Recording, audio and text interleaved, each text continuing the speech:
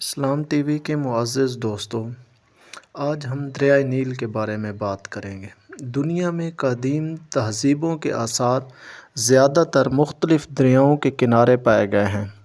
جنوب مغرب میں ایشیا میں دجلہ اور فرات، چین میں دریائے نیگزی اور برصغیر پاک ہند میں دریائے سندھ کے کنارے قدیم تہذیبوں کے آثار ملتے ہیں۔ گویا دریا اور تہذیب کا آپس میں بہت گہرا تعلق ہے۔ اس طرح دریائے نیل اور مصر کا بھی آپس میں بہت گہرا تعلق ہے۔ دریائے نیل کے نام خط جب حضرت عمر ابن العاص رضی اللہ تعالیٰ عنہ نے مصر فتح کیا تو اہل مصر نے فتح مصر ابن العاص رضی اللہ تعالیٰ عنہ سے کہا کہ ہمارے ملک میں کاشتکاری کا نظام دار و مدار دریائے نیل پر ہے۔ ہمارا یہ دستور ہے کہ ہر سال ایک حسین و جمیل کنواری لڑکی دریا میں ڈالی جاتی ہے۔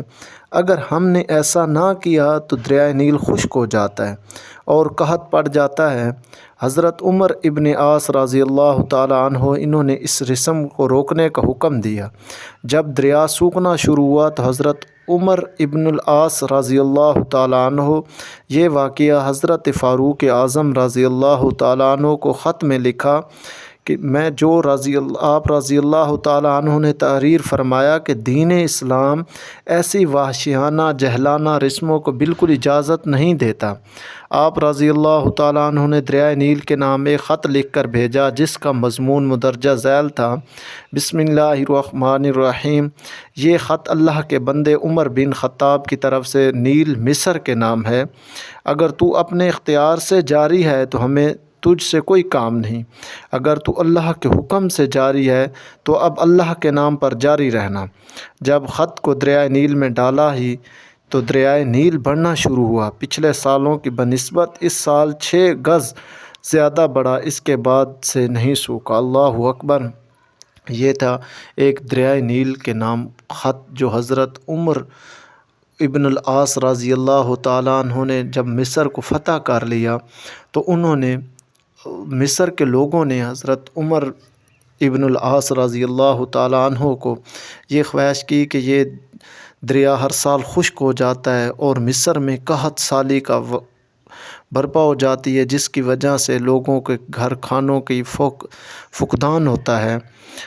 انہوں نے حضرت فاروق اعظم رضی اللہ تعالیٰ عنہ کے نام خط لکھ دیا، قربان جاؤں ان کی شان پہ۔ انہوں نے جب خط لکھا، خط میں یہ تحریر کیا کہ اسلام ہمیں اس وحشیانہ اور جہلانہ رسم کی بالکل اجازت نہیں دیتا کہ ایک نوجوان بچی کو اس کے ماں باپ کے سامنے آپ زندہ دریا میں ڈال دیں۔ یہ ہمیں اسلام اجازت نہیں دیتا، لہٰذا اس کا کوئی حل نکالیں۔ تو صدقے جاؤں میں حضرت عمر فاروق رضی اللہ تعالیٰ عنہ کی شان پہ انہوں نے خط میں لکھا کہ اللہ کے بندے عمر بن خطاب کی طرف سے کہ نیل مصر کے نام لکھا۔ انہوں نے خط: اگر تو اپنے اختیار سے جاری ہوا، اگر تجھے کوئی اللہ کے حکم کی پرواہ نہیں ہے، تو اللہ کے حکم کو نہیں ماننے والا، تو رک جا۔ اگر اللہ کے حکم کو نہیں مانتا تو بے شک رک جا۔ اگر تو اللہ کے حکم کو اور اللہ کے کلام کو مانتا ہے تو ہمیشہ کے لیے جاری رہنا۔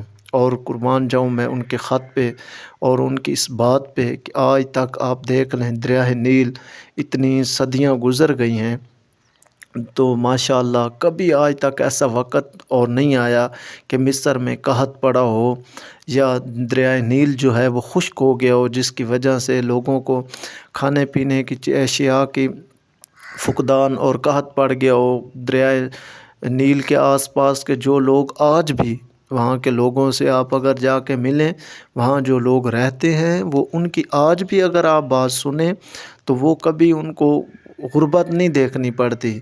کیوں کہ حضرت عمر فاروق رضی اللہ تعالیٰ عنہ کے خط کی وجہ سے ان لوگوں کو اللہ پاک نے اتنے رزق سے اور اتنی نوازشوں سے نوازا ہے کہ ان کی سوچ بھی نہیں ہے کہ ہمیں اللہ پاک نے اتنا سب کچھ کیسے عطا کیا ہے، کیسے دیا ہے، صرف کیوں کہ حضرت عمر فاروق اعظم رضی اللہ تعالیٰ عنہ نے خط لکھا تھا۔ اس خط کے بدلے وہ زمین اتنی زرخیز ہے، اتنی زرخیز ہے کہ مصر میں جو لوگ جانے والے ہیں وہ جانتے ہیں کہ کہ مصر میں کتنی فصل اور کتنا باغات ہیں، کتنا کچھ ہے، قربان جاؤں میں حضرت عمر فاروق